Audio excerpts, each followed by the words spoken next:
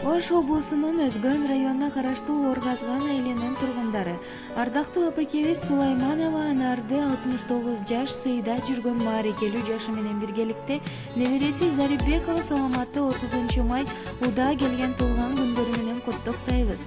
Кубана берсин апаке, кур эмес сиздин артыңыз. Кут болсун 69 курак жашыңыз.